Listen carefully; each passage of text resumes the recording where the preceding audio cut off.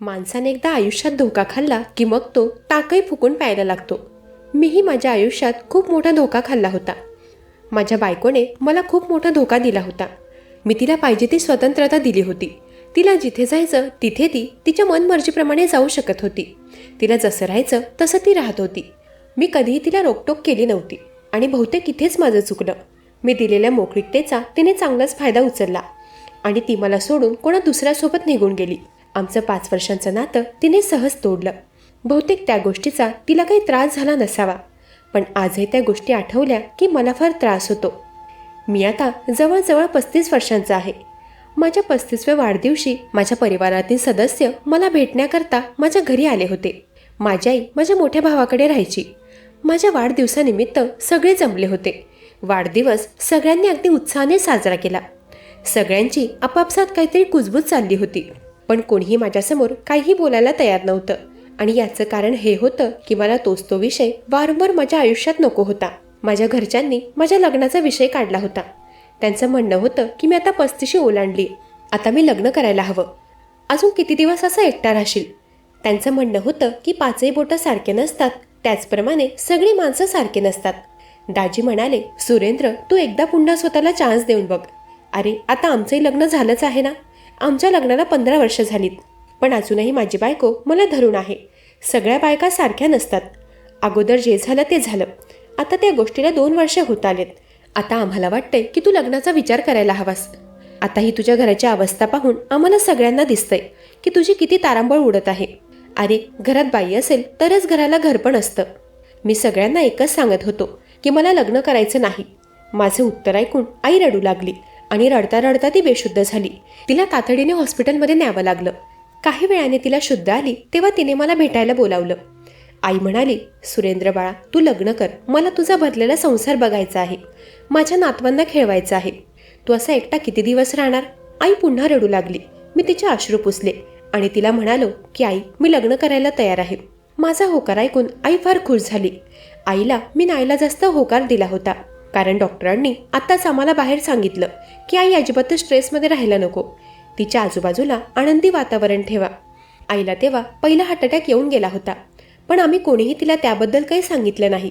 मला माझ्या आईला गमवायचं नव्हतं आणि म्हणूनच मी तिची इच्छा पूर्ण करण्यासाठी लग्न करायला होकार भरला. माझा होकार ऐकून घरातले सगळे खुश होते. ताईदाजी म्हणाले, तू अजिबात चिंता करू नकोस. तुझ्यासाठी आम्ही अगदी सर्वगुण संपन्न मुलगी शोधू, जी तुला आयुष्यभर चांगलं सांभाळेल. तेव्हा मी त्यांच्यासमोर माझी अट मांडली. मी म्हणालो, मी लग्न करायला तयार आहे, परंतु मला अशी मुलगी हवी जी अंगठा छाप असेल. म्हणजेच मला न शिकलेली अनपढ मुलगी हवी आहे. मी विचार केला होता की मी अनपढ मुलीसोबत लग्न केलं तर ती फक्त चूल आणि मूल यातच राहील आणि माझा संसार व्यवस्थितपणे पार पाडेल. परंतु त्यावेळी बहुतेक मी पुन्हा एकदा खूप मोठी चूक करत होतो, कारण मी जिला अनपढ आणि अक्कल नसलेली समजलो होतो ती तर 4 पटीने पुढे निघणार होती. मी माझ्या दुसऱ्या बायकोला एके दिवशी अशाही अवस्थेत बघेल असा मी कधी विचारही केला नव्हता. माझ्या जिजूंनी माझ्यासाठी मी सांगितली होती अगदी तशीच न शिकलेली मुलगी शोधली होती.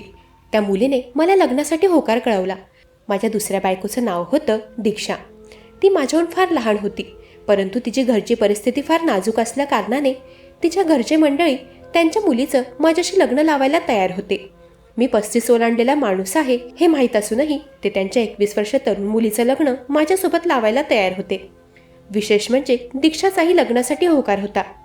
आमचा कांदेपोह्यांचा कार्यक्रम झाल्याच्या 15 दिवसानंतरच लग्नाची तारीखही काढण्यात आली. लग्न आम्ही अगदी साध्या पद्धतीने केलं होतं. दीक्षा लग्नात फार लाजत होती. ती माझ्यापुढे फारच नाजूक दिसत होती. जेव्हा मी पहिल्यांदा तिचा हात हाती घेतला तेव्हा नकळत माझ्या मनात प्रेमाची भावना निर्माण झाली. बघता बघता माझा संसार पुन्हा नव्याने सुरू झाला होता. लग्नाचे सुरुवातीचे 15 दिवस तर दीक्षा माझ्यापासून लांबच राहिली होती. थोडक्यात ती मला घाबरत होती. पण आता लग्न झालं तर संसार पुढे न्यायला हवा, म्हणून मग मी समोरून तिच्याशी बोलायला सुरुवात केली. माझ्या रोजच्या गप्पा गोष्टींमुळे दीक्षा हळूहळू खुलू लागली. लग्नाच्या पूर्ण 1 महिन्यानंतर माझ्या आयुष्यात पुन्हा एकदा बायकोचं प्रेम परत आलं होतं. दीक्षाही माझ्यासोबत खूप खुश होती. बघता बघता आमच्या लग्नाला वर्ष पूर्ण झालं. अजूनही मी बाळाचा विचार केला नव्हता, कारण मला असं वाटायचं की दीक्षा अजून बाळाची जबाबदारी घेण्यासाठी तेवढी समजदार नाही. म्हणून मी अजून काही महिने त्यासाठी थांबायचं ठरवलं होतं. पण वर्षभरानंतर हळूहळू गोष्टी बदलू लागल्या मी जिथे नोकरी करायचो त्या कंपनीला काही प्रोजेक्टमध्ये लॉस झाल्यामुळे कंपनीने तिथल्या कर्मचाऱ्यांचे पगार अचानकच निम्मे केले. मी आत्ताच काही महिन्यांपूर्वी शहरात घर घेतलं होतं. त्या घराचा हप्ता दरमहा 20,000 रुपये होता. आता एकदमच माझा 50,000चा पगार 25,000 झाला. आता मी घरात खर्च काय करायचा आणि हप्ता काय भरायचा याचा मोठा प्रश्न निर्माण झाला होता. माझ्या सोबतीच्या कर्मचारी मित्रांनी दुसऱ्या कंपनीत शिफ्ट केलं होतं. 25,000 पगारात माझं तर काही भागणार नव्हतं. म्हणून मग मीही लगेचच कंपनी शिफ्ट केली. दुसऱ्या कंपनीत मला पगार वाढून मिळाला. मला नवीन कंपनीत 70,000 पगार मिळू लागला. पण तिथे मला सेकंड शिफ्ट मिळाली होती. दुपारी 2 वाजता मी घरून निघायचो ते मध्यरात्रीच्या 2:30-3 वाजता मी घरी यायचो. मला त्या नवीन कंपनीत जाऊन 2च महिने झाले होते. मागच्या 2 महिन्यात सगळं काही सुरळीत चाललं होतं. दुपारी दीक्षा मला ऑफिससाठी टिफिन बनवून द्यायची. सुरुवातीचे काही दिवस मी घरी येईपर्यंत ती माझ्यासाठी जागायची. पण हळूहळू तिला झोप न झाल्यामुळे डोकेदुखीचा त्रास सुरू झाला. म्हणून मग मी तिला म्हणालो, तू माझ्यासाठी जागत जाऊ नकोस. हळूहळू माझ्या व दीक्षाच्या नात्यात बऱ्याचशा गोष्टी बदलू लागल्या.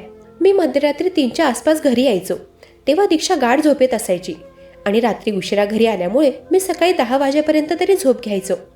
मी ऑफिसला निघत नाही तोपर्यंत दीक्षा तिच्या घरातील कामात व्यस्त असायची.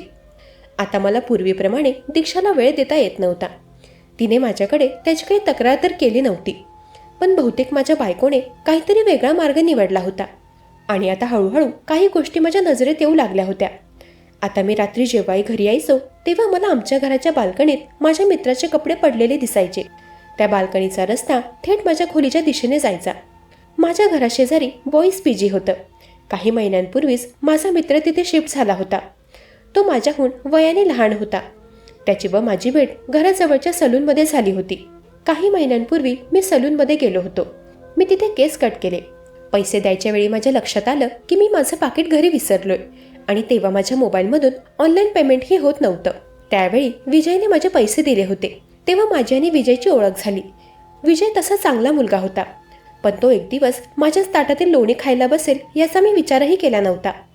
त्या दिवशी रात्री मी 2:30 वाजता घरी आलो. मी रोज रात्री घरी आल्यावर फ्रेश व्हायचो आणि मगच झोपायला जायचो.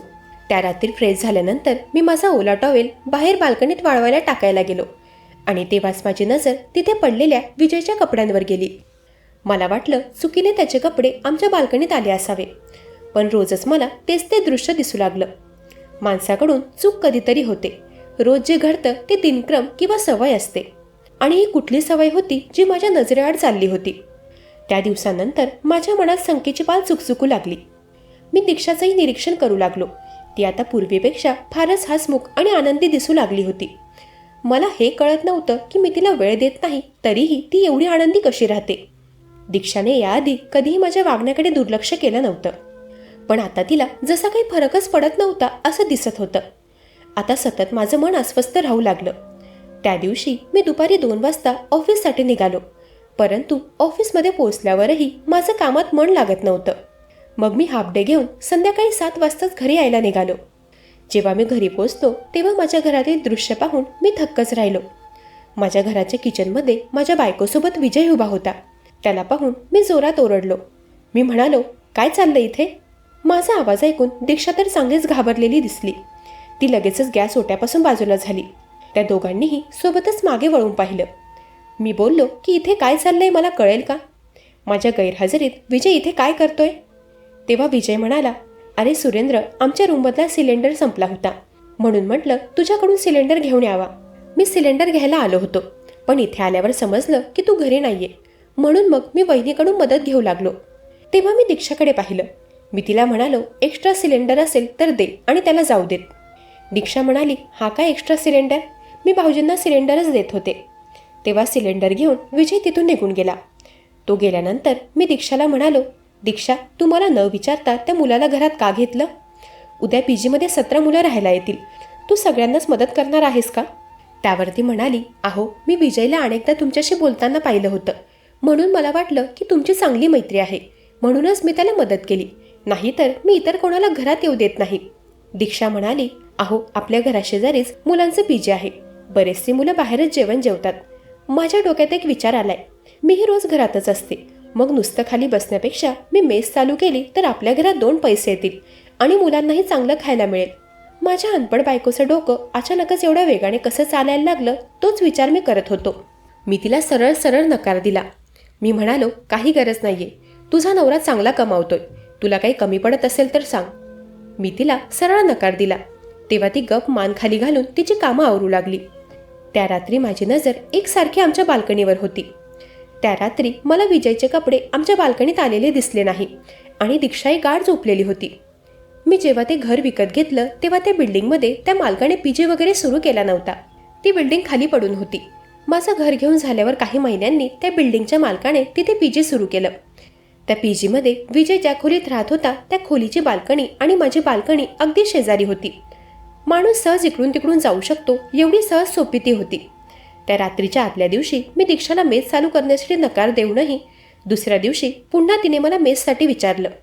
आज मात्र मी चिडूनच बोललो. मी जरा तिरकस शब्दात बोललो होतो की तू मेस चालू करायच्या गोष्टीवर एवढा का भर देतेस? त्यावर ती म्हणाली, मला स्वयंपाक करायला खूप आवडतं आणि ज्यात आवड आहे तेच काम केलं तर माणसाला कंटाळा येत नाही. मी तेव्हाही दीक्षाला पुन्हा एकदा कठोरपणे नकार दिला. त्या दिवसानंतर पुन्हा तिने माझ्यासमोर मेसचं नाव काढलं नाही. पुढे काही दिवस उलटले आणि पुन्हा तोच प्रकार माझ्या समोर आला. त्या रात्री जसं मी बाल्कनीत गेलो तसं बाहेर मला एक चिठ्ठी पडलेली दिसली. ती चिठ्ठी वाचून माझ्या पायाखालची जमीनच सरकली. त्यात लिहिलं होतं, आय मिस यू. मी तुझ्यावर खूप प्रेम करतो. फक्त काही दिवस, मग सगळं काही आपल्या मनाप्रमाणे घडेल. ती चिठ्ठी वाचून मी शॉक झालो. चिठ्ठीच्या शेवटी माझी प्रिय डी असं लिहिलं होतं. डी म्हणजे नक्कीच दीक्षा होती. मला वाटलं मी अनपढ मुलीशी लग्न केलं तर ती माझा संसार सुखाने चालवेल, पण अनपढ मुलगी एवढ्या हुशार बुद्धीची असेल हे मला माहीत नव्हतं. आता मला सगळ्या गोष्टी समजू लागल्या होत्या. दीक्षाचा आनंदी असणं आणि रोज मध्यरात्री आमच्या बाल्कनीत विजयचे कपडे येणं हा काही योगायोग नव्हता. हे काहीतरी भयानक शिजत होतं. आता मी त्या दोघांना रंगेहात पकडण्याच्या तयारीत होतो. पुढे 3 दिवस उलटले आणि अखेर तो दिवस आला जेव्हा मी दीक्षाला विजयच्या रूममध्ये जाताना पाहिलं. दीक्षाला वाटलं होतं की मी रोजप्रमाणे ऑफिसला गेलो आहे, परंतु मी मागच्या 3-4 दिवसांपासून विजयवर आणि दीक्षावर नजर ठेवून होतो. त्या दिवशी रात्रीचे 11 वाजले होते आणि तेव्हाच मी दीक्षाला पीजीमध्ये जाताना पाहिलं. नक्कीच ती विजयला भेटायला गेली असणार. तिला तिथे जाताना पाहून मी माझ्या घरात शिरलो. आमच्या बाल्कनीतून मी विजयच्या खोलीच्या बाल्कनीत गेलो. त्याच्या बाल्कनीच्या खिडकीतून आत काय चाललंय ते बघण्याचा मी प्रयत्न करू लागलो आणि त्यावेळी आत मी जे काही पाहिलं ते पाहून मी थक्क झालो. ज्या गोष्टीचा मी स्वप्नातही विचार केला नव्हता ते माझ्या डोळ्यांसमोर घडत होतं. तेव्हा मला संशय होता तसंच घडलं. दीक्षा पीजीमध्ये विजयलाच भेटायला गेली होती. तिने विजयला तिचा मोबाईल दिला आणि म्हणाली, विजय, हे सगळं बंद कर. माझा नवरा कसा आहे हे तुला ठाऊक आहे ना? हे जर सुरेंद्रच्या नजरेस पडलं तर काय होईल याचा तू अंदाजही लावू शकणार नाहीस. तू हे सगळं का करतोयस? आणि ही चिठ्ठी, हे काय आहे? विजय म्हणाला, वहिनी, तुम्ही जे समजत आहात तसं काही नाहीये. मी तुम्हाला माझ्या आईप्रमाणे मानतो. ही चिठ्ठी मी डी नावाने माझी प्रियसी दिव्यासाठी लिहिली आहे. आता तुम्ही मला जो व्हिडिओ दाखवला ते सगळं खरं आहे. मी रोज रात्री चोरून तुमच्या बाल्कनीत येतो आणि माझे कपडे वाळवायला घालतो. ही गोष्ट खरी आहे, पण यामागे खूप मोठं कारण आहे. सध्या मी एका छोट्याशा वर्कशॉपमध्ये वर्करचं काम करतोय, पण मी माझ्यासोबत राहणाऱ्या मित्रांना असं सांगितलंय की मी IT कंपनीत नोकरी करतो. मी साधारण वर्कर आहे हे समजलं तर माझ्यासोबत कोणीही मैत्री ठेवणार नाही. इथे सगळे मुलं मोठ्या कंपनीत नोकरीला आहेत. इथे एक गिरीश नावाचा मुलगा राहतो. तो काही दिवसांपूर्वी माझ्या प्रेयसीला दिव्याला लग्नासाठी बघायला गेला होता आणि त्याने तिला लग्नासाठी होकारही कळवला. परंतु दिव्याला माझ्याशिवाय कोणाशीही लग्न करायचं नाही. आम्ही तिच्या आईबाबांशी बोललो, पण त्यांचं म्हणणं आहे की मी त्यांच्या बरोबरीचा नाही. पण तरीही मला दिव्याला मिळवायचं असेल तर पुढच्या 6 महिन्यात मी स्वतःचं घर घेऊन दाखवावं अशी अट तिच्या आईवडिलांनी टाकली आहे. माझ्या प्रेमासाठी, माझ्या दिव्यासाठी मी रात्रंदिवस एक करतोय. मी दिवसा कंपनीत जॉब करतो आणि रात्री काही वेळासाठी वर्कशॉपमध्ये काम करतो. गिरीश अजूनही दिव्याच्या वडिलांच्या संपर्कात आहे. त्याच्या कानावर ही गोष्ट पडली आहे की दिव्या माझ्यावर प्रेम करते. त्याला काही करून दिव्याला मिळवायचं आहे, परंतु दिव्याला माझ्याशी लग्न करायचे आणि मलाही तिच्याशीच लग्न करायचे. दिव्याला आणि तिच्या बाबांना मी रात्रीचं वर्कशॉपमध्ये काम करतोय हे माहीत नाहीये आणि हे इथे कोणालाच माहीत नाहीये. ही गोष्ट चुकूनही गिरीशला माहीत झाली तर तो दिव्याच्या वडिलांना एकाचे 2 करून सांगेल. दिव्याचे वडील तिचं लग्न त्या गिरीशसोबत लावतील. मी तिला चांगलं आयुष्य देऊ शकणार नाही, मी एक साधारण वर्कर आहे असं ते तिला पटवून देतील. पण खरं तर मी हे सगळं काही दिव्याला मिळवण्यासाठी करत आहे. पुढच्या 6 महिन्यात मला माझं स्वतःचं घर घ्यायचंय आणि त्यासाठी मी एकाच वेळी 2 ठिकाणी काम करतोय. मी रात्री 1 वाजता वर्कशॉपवरून घरी येतो. तेव्हा माझे मळलेले कपडे धुवून मी माझ्या बाल्कनीत न टाकता ते मी तुमच्या बाल्कनीत टाकतो. सकाळी तुम्ही उठण्याआधी मी माझे वाळलेले कपडे घेऊन जातो. गेल्या काही दिवसांपासून मी हेच करत होतो, परंतु या छोट्याशा गोष्टीचा तुमच्या आयुष्यात एवढा मोठा प्रलय येईल हे मला माहीत नव्हतं. त्यावर दीक्षा म्हणाली, विजय, माझे पती संशय नाही आहेत. त्यांना फक्त भीती आहे त्यांचा संसार तुटण्याची, माझ्यापासून लांब जाण्याची, आणि हे त्यांचं प्रेम आहे हे मी समजते. बहुतेक ही चिठ्ठी तुझ्या कपड्यातून खाली पडली असावी आणि ती नेमकी सुरेंद्रच्या हाती लागली आणि त्यावर तू नेमकं प्रिय डी लिहिलं होतं. त्यामुळे सुरेंद्रला वाटलं की तू ती माझ्यासाठी लिहिलीस आणि तुझे कपडे रोज आमच्या बाल्कनीत पाहून सुरेंद्र माझ्यावर संशय घेऊ लागलेत.